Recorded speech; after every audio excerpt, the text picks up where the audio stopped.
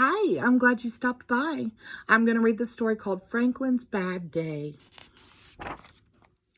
Franklin loved to play outside in winter. He could skate forward and backward. He liked to catch snowflakes on his tongue and make angels in the snow. But today was different. Franklin was having a very bad day. It started in the morning. Franklin was grumpy when he woke up. "That's a grouchy face," teased his father. "Yes, it is," said Franklin. He crossed his arms and frowned. "Would you like a nice breakfast?" asked his mother. "No," said Franklin. His mother made breakfast anyway. Franklin stared out the window. Heavy gray clouds pushed across the sky. "It's even a bad day outside," grumbled Franklin. He picked at his food. For the rest of the morning, nothing went right. Franklin knocked over his juice and broke his favorite cup. He couldn't find his marbles, and the last piece of his puzzle was missing. Franklin slammed a door and stomped his feet. "You seem awfully cranky," said his mother. "I am not," shouted Franklin. Just then, Bear knocked on the door. Franklin peeked out. "Do you want to make a snowman or ride on my sled?" asked Bear. Franklin sighed. "I don't want to do anything." "Please," Bear said. "Fresh air will do you good," said his parents. "Out you go with Bear." They handed Franklin his hat and mittens. Franklin pouted as he bundled up and went outside. The two friends walked along the path near Otter's house. "Let's ask Otter to come," said Bear. Franklin gave Bear a puzzled look. "Oh, I forgot," said Bear sadly. "Otter moved away yesterday."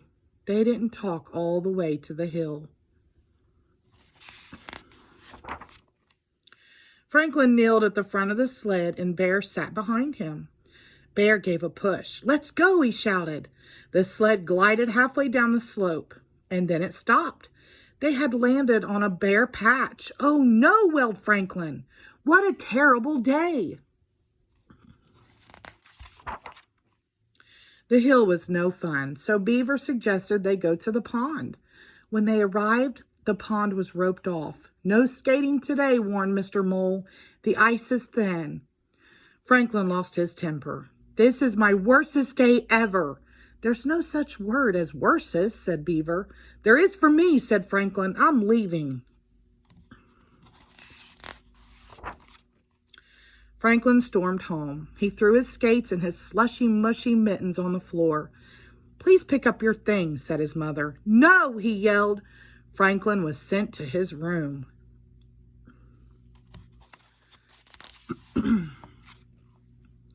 Franklin was so furious that he kicked his castle. His father came running when he heard the crash. "What's going on in here?" Franklin lay on the floor and cried. "Don't worry," said his father. "You can build the castle again." "But I made that castle with Otter, and she's not here anymore," sobbed Franklin.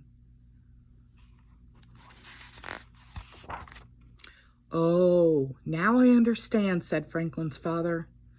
"You're mad and sad because your friend moved away." Franklin nodded. "And you miss her a lot," his father said. "Yes," agreed Franklin in a small voice. They hugged each other for a long time. "Otter and I did lots of things together," said Franklin. "Now we can't." "You can still be friends," said Franklin's father. "You can share your feelings by calling or writing." Franklin thought for a moment. "Do we have a big envelope and some stamps?" he asked. Franklin spent the rest of the day making a scrapbook for Otter. He filled it with pictures and drawings of two friends together. Near the back, Franklin put a dozen envelopes. He printed his address on each one. On the last page, he wrote, "Please write to me. Then we can stay friends forever."